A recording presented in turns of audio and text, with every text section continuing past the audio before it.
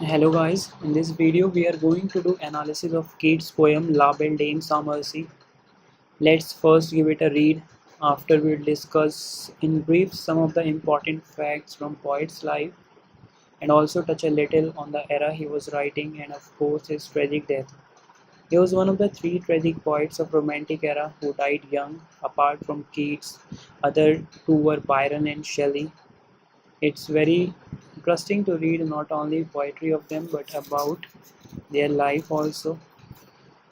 In introduction, the unremarkable Wordsworth by Hartman, he wrote that there is no other way to read poetry, especially that written by 6-7 poets of the late 18th, early 19th century, than by making them a part of one's life, so much so that in the reading of their poetry, the reader literally becomes the poet. I bet you will feel this absolutely true if you take out time and read these poets. So now let's come back to our poem La Belle Dame Merci. Now we will recite it and notice you can notice the shift from third person to first person in the fourth stanza onward. La Belle Dame Merci, the beautiful lady without mercy. What can ail thee, knight at arms, alone and palely loitering? The sedge withered from the lake, and no birds sing. What can ail thee, knight at arms, so haggard and so begone? The squirrel's granary is full, and the harvest done.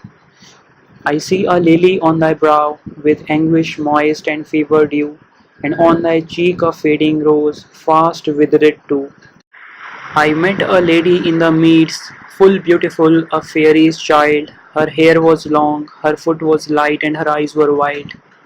I set her on my pacing steed, and nothing else saw all day long, for sideways would she lean and sing a faery's song. I made a garland for her head, and bracelets too, and fragrant June. She looked at me as she did love, and made sweet moan. She found me roots of relish sweet, and honey wild and manna-dew, and sure in language strange she said, I love thee too. She took me to her elfin grot, and there she gazed and sighed deep, and there I shut her wild sad eyes, so kissed to sleep. And there we slumbered on the moss, and there I dreamed of woe-betide, the latest dream I ever dreamed on the cold hillside. I saw pale kings and princes too, and pale warriors, death pale were they all, who cried, La belle dames of mercy hath thee in thrall. I saw their starved lips in the gloam, with horrid warning gaped wide, and I awoke and found me here on the cold hillside. And this is why I sojourn here, alone and palely loitering, though the sedge is withered from the lake, and no birds sing. If you've noticed the rhyming structure of the poem, then you can see that the first and third lines do not rhyme with words like knight at arms and lake, while second and fourth stanzas rhyme with loitering and sing in the second part, woe-begone with done, fever dew with two. Mm, This poem is written in the form of ballad. Fundamentally, a ballad is a song that tells a story, and to recognize it, one can see the rhyming structure which follows the pattern in which second and fourth lines rhyme together. Often a refrain is used, and what is refrain? A refrain is a phrase, line or lines repeated at intervals during a poem, especially in the last stanza. You can see the first line of what can ail the knight at arms repeat in second part's first line of what can ail the second part of what can ail the knight at arms so haggard and so we be gone. Apart from this, the last line and no birds sing in the first part is repeated again in the last line of the 12th part and no birds sing. Hence the poem is a ballad. In the first three stanzas, a question is being asked from the knight who is wandering alone. and his speaker focuses more on Night's sad and gloomy face using words like palely, haggard, and woe-begone. These words suggest the emotional breakdown in the Knight's life, and the imageries like the sedge withered and squirrel's granary is full indicates the impermanence and ephemeral nature of life. The sedge is a grass-like plant, previously was green, now withered. A squirrel's granary, which previously was empty and now full. So the season has changed, time has changed, and with it, the person also of whom Night was so fond of. In the third stanza, the questioner sees a lily on Night's brow and a fever dew, and on his cheek a fading rose.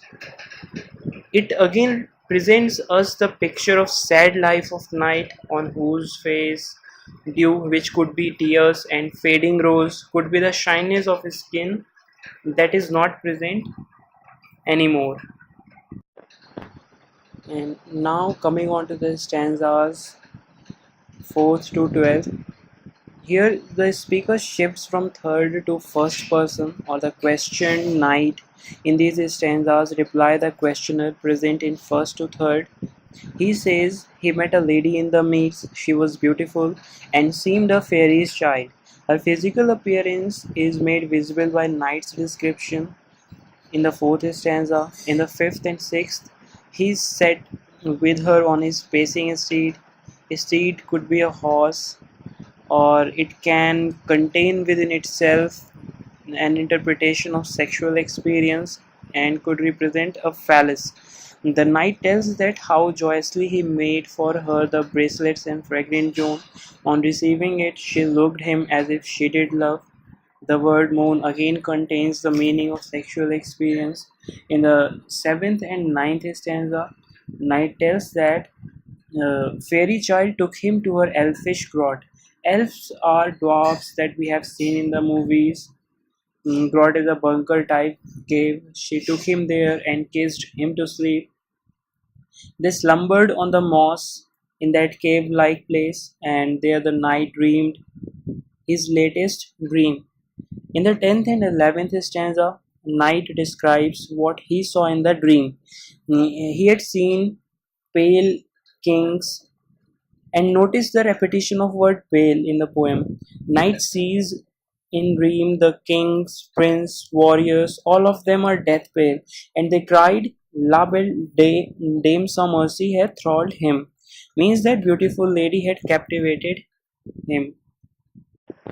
He shows us the minute details of that dream in stanza 11, in which the starved lips of warriors, prince, and kings opened wide for warning him, and he woke up, found himself on the cold hillside, all alone, without any trace of that fairy lady.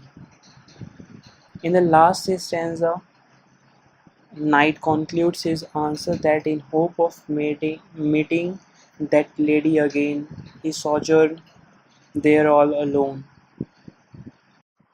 The mysterious and otherworldly description of lady whose absence is agonizing the night makes the poem look like an imagination or a dream. Other connotative meaning of the poem could be that during the time this ballad was written, Keats had discovered that he was suffering from consumption and found his productive muse disappearing, incapable of supplying him ideas, imagination for writing poetry. His obsession with pale word also shows the mental torture that a person goes when he knows that they're going to die. So most of the time they think what the death would look like, and this word clearly shows the anxiety of fading into oblivion. His epitaph also bears this anxiety. Here lies one whose name was written on water. And Keats was writing in the Romantic period, which began in 1798 with the publication of Lyrical Ballad, a collaboration by Wordsworth and Coleridge. Romanticism was very much influenced by the French Revolution, and all of the poets writing in this era became the advocate of that revolution, mainly with its motto liberty, equality, fraternity. Industrial revolution has created unrest and upturned the deep-rooted tradition. Adam Smith's The Wealth of Nations was published in 1776, which dominated people's lives. The landscapes were altered because of development. Life had become hectic. So the poets turned to nature, its praise, and using nature as a balm to assuage the wounds created by the development and the industrialization. Keats attempted to venture into the individual psyche and through his poems celebrates beauty, surmises the experience of love and death, and La Belle Dame Sans Mercy is a very good example of it. Thanks for watching this video.